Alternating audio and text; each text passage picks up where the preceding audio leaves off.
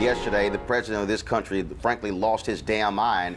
No shock again when he went on a Twitter rant slamming Morning Joe co-host Mika Brzezinski as well as Joe Scarborough. He was coarse, he was vile, and a personal attack about her intelligence, sanity, and her appearance.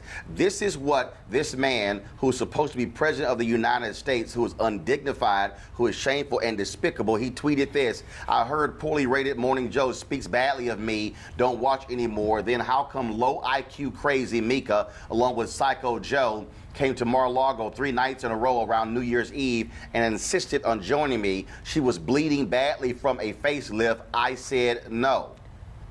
And of course, Morning Joe has been very critical of the president as of late. They were a lot different last year during the election, where he was often on the show, showering him with praise. And again, this is what MSNBC officially said: "It's a sad day for America when the president spends his time bullying, lying, and spewing petty personal attacks instead of doing his job." Brzezinski tweeted out a picture from a Cheerios ad that read, "Made for little hands," a reference to ongoing jokes about the size of the president's hands. Now, for a Congress that remains split along party lines, Trump's tweet brought an uncharacteristically bipartisan reaction of outrage, not just from Democrats, but also Republicans. Obviously, I don't see that as an appropriate comment. I think, look, what we're trying to do around here is improve the tone and the civility of the debate, and this obviously doesn't help do that. Should the president apologize? If it were me, one, I wouldn't have done it if it were me, but that's up to him. But if it were me, I would. The president's tweet was completely inappropriate. There is no need for such uncivil language.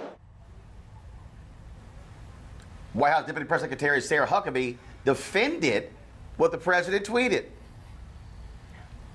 The president has been attacked mercilessly on personal accounts by members on that program. And I think he's been very clear that when he gets attacked, he's going to hit back. I think the American people elected somebody who's tough, who's smart, and who's a fighter. And that's Donald Trump. And I don't think that it's a surprise to anybody that he fights fire with fire. Really? A 10-year-old is how this man is acting. So I got an all-female panel. Y'all take it away. Shannon, you're a Republican. Does this man embarrass you as a Republican? Look, I'm grown enough not to let too many folks embarrass me. He's grown.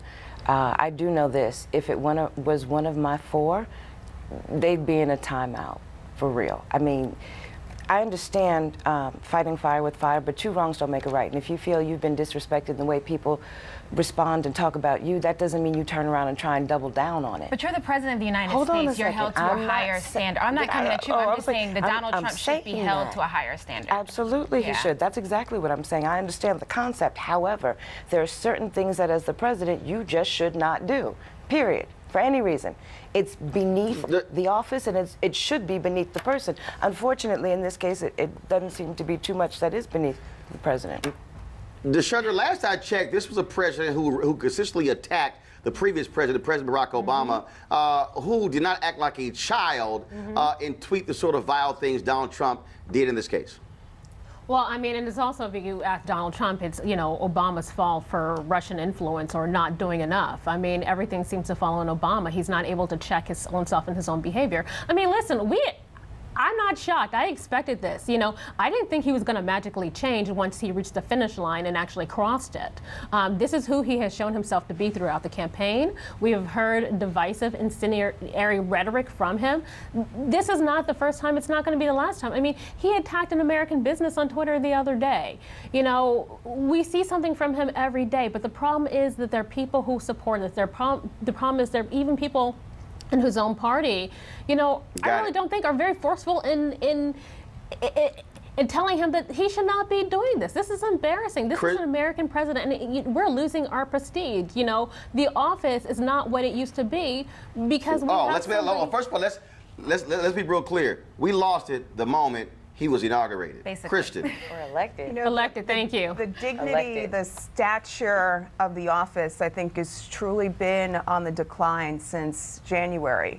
And, you know, I'm really worried about just the standing of American democracy across the globe right now. I mean, the president's statements matter. And there's a gender dynamic to those statements that I, as a woman, find really troubling. I mean, this is a president who has historically, time and time again, made comments about women's appearance. And in a world in which sexism is still very much a part of our political reality, these comments are insightful in damaging ways to women. Yeah. Final comment on this topic, Angela. Yeah, I just think that he's doing more of the same. This is what Donald Trump is. This is who they elected, and I hope they're proud of themselves. But that's not my president. Weekdays on TV One. I will never lie to you. Oh my God. Roland Martin. He doesn't want to talk to us. He wants to ignore us. Uncensored. Hell no. That ain't gonna cut it, boo. Unapologetic. No, that is fundamentally false. You are wrong. Unfiltered. He wants an America where we all look alike. He ain't talking about black people. Unrelenting. You better go work out, because you got a fight on your hands. NewsOne Now with Roland Martin. Weekdays at 7 a.m. on TV One.